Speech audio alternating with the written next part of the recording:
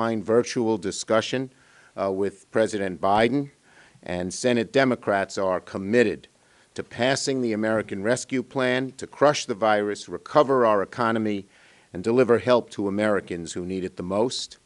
President Biden made his pitch today to our entire caucus, and he said we need to pass this bill and pass it soon. That's what the American people sent us here to do, and we have to get America the help it needs. We've had the worst health care crisis in a century, the worst economic crisis in 75 years, and we need to deliver. We're on track to send the American Rescue Plan to the President's desk before the expiration of the enhanced unemployment benefit, which occurs on March 14th. We could take it up as soon as tomorrow. I expect a hearty debate. I expect some late nights on the floor. But American people are overwhelmingly in support of this legislation. A majority of Democrats, independents, and in many polls, Republicans support this bill. It seems the only group that doesn't support this bill are Senate Republicans and House Republicans. But the American people, including Republicans, show very strong support for this bill. And they know, and the reason is simple. We have to crush the virus. We have to get our economy back on track. We have to get Americans back to work. And we all know how the bill delivers. $1,400 in additional direct payments to struggling Americans. That's the $2,000 check that we promised, the $600 from before and the $1,400 now. It'll help our schools reopen as safely and quickly as possible. It'll help small businesses get roaring back. It'll keep teachers and firefighters and bus drivers who work for governments to continue to work. It continues the assistance for the jobless and the hungry. And it funds in a far more robust way than President Trump even contemplated distribution of life-saving vaccines, the linchpin to overcoming and ending this pandemic. Every member of our caucus, I believe, has had input into the bill we will put on the floor. We are working in concert with the President and the House, and we all know that job number one is pass this bill. So we'll begin consideration of the American Rescue Plan as early as tomorrow, and we'll have the votes we need to pass the bill. Our message to the American people is very simple. Help is on the way. And now, Senator Durbin, in his green tie. Thanks, Senator Schumer. Now that the House has done their part, we have to do ours, and we start this week. We're beginning the reconciliation ordeal, and many of you have witnessed it. It is, as Senator Schumer said, it means many long nights and many amendments that, frankly, don't go to the heart of the issue, but are attempts to divert us into some other political question. I think our caucus is focused as it should be.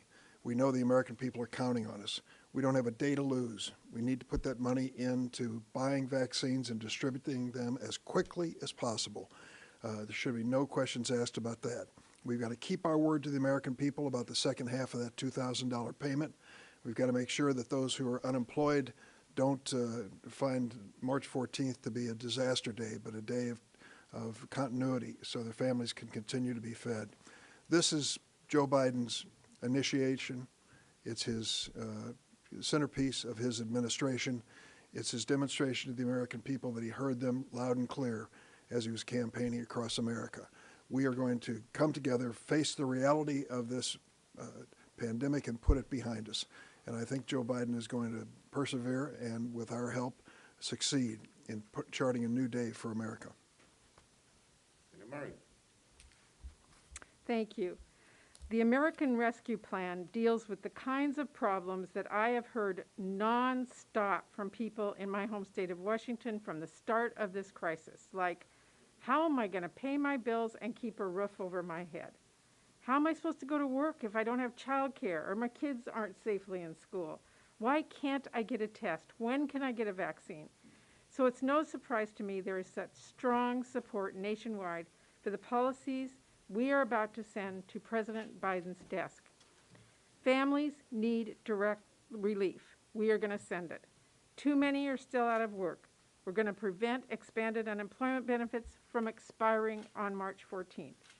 We'll get help to get vaccines in arms faster, hire and train more public health workers, and ramp up testing capacity.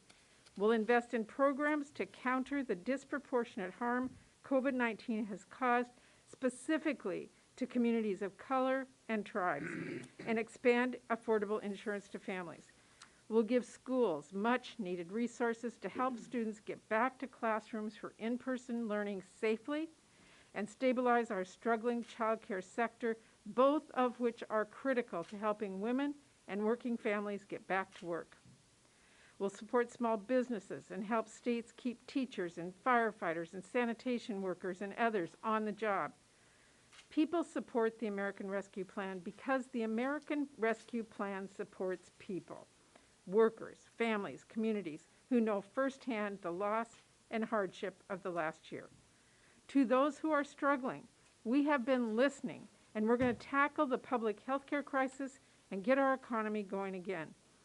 To Republicans in Congress who insist help for workers and families, investments in safely reopening schools, speeding up vaccine distribution, and more are not necessary, who say we're somehow overstating a need. It is time to start listening to the economists and the mayors, to the governors, to the public health experts, people nationwide who want Congress to treat the COVID-19 crisis as seriously as they do. And then join us in doing what the American people have made absolutely clear they want done. Send the American Rescue Plan to President Biden's desk so families and communities can weather this storm and we can continue the work ahead to bring back our economy in a way that is stronger and fairer than ever.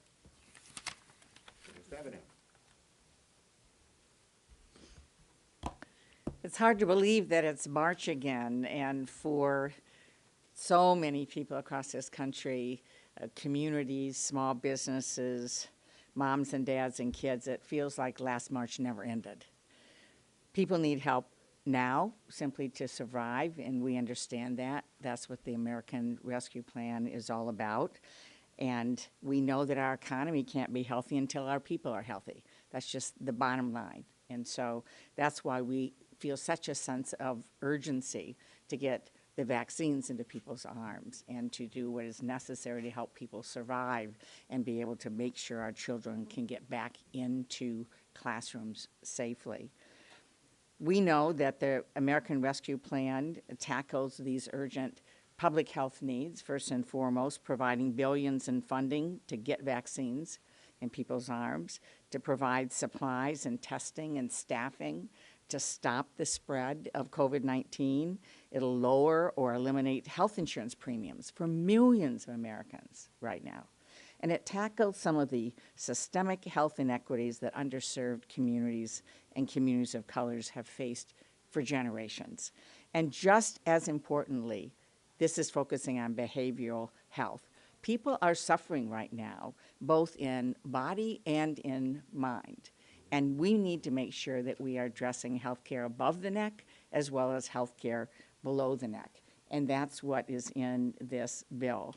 We also have needed support for hard-hit rural communities to address what is happening, to keep our rural hospitals open and telehealth care available. And we also, in this bill, are addressing pandemic-related disruptions to our food supply chain, to get help for our farmers to be able to get food to hungry families, and to offer assistance to farmers of color who have faced discrimination for too long. We're a year into the pandemic, and American families and communities need to know that someone continues to have their back. That's what this is all about, and we're here today to tell them that help is on the way. Thank you, Debbie. Yes. Leader Schumer, you have said that the Senate is not going to be a legislative graveyard for House bills like it was last Congress. Can you talk about the House starting to send a ton of bills over, Equality Act, HR 1 this week, the policing bill, and a ton of bills coming up after that? What your strategy and timing is on these bills? Yes, first, look, let me say this. I believe, my caucus believes, excuse me, I'm supposed to keep the mask on when I talk to you all. I believe, and I believe my caucus believes, that we need big, bold action. And we're going to figure out the best way to get big, bold action on a whole lot of fronts. We're not going to be the legislative graveyard, very simply. McConnell refused to put bills on the floor. I'm putting bills on the floor. People are going to be forced to vote on them, yes or no, on a whole lot of very important and serious issues. Yes? Are you open to lowering the $400 per week expansion component benefit and House Tax Bill to $300 to get the support of moderate? Look, I supported the $600. I think that put a lot of money into the economy, and it was very good. I know that this was brought up when the group yesterday met with Joe Biden, and they're discussing it. Yes. I called on her. Thank you, Leader. Do you think New York Governor Andrew Cuomo should resign? Look, the allegations that have been made by Ms. Rush and Ms. Boylan and Ms. Bennett are serious, very troubling. These women have to be listened to. I've always believed that sexual harassment is not acceptable, must not be tolerated. Now there's an investigation in the hands of a very, very capable person, the Attorney General of New York State. I supported it and called for it, and now she's doing it. I know the Attorney General will conduct a thorough investigation that will be totally, totally independent without any interference, outside interference, political or otherwise. You're next. In 2017, when Senator Al Franken's allegations were made against him, you personally called for him to resign, and those necessarily weren't fully investigated before you called for the resignation. So what's the difference here? Is there a double standard? Look, the bottom line is, just let me say on this issue, I have a great deal of faith in the Attorney General's investigation. So how surprised were you at these allegations, and how quickly does the investigation need to move? I have faith in the Attorney General's investigation. I'll leave that to her. Were you surprised? Yes, yes. To follow up on Lindsay's question, if Republicans block things like voting rights, immigration reform, this Quality Act, are you supportive of getting rid of the 60 vote limit? The bottom line is we're going to figure out, we're going to come together as a caucus and figure out the way to get the bold action that the American people demand. But we will put bills on the floor. That's the huge difference between McConnell and us. Last one. On the COVID relief bill, Yes. sounds like they're open to changes to this bill when it comes to the floor. Look, we want to get the biggest, strongest, boldest bill that can pass, and that's what we're working to do. Thank you, everybody.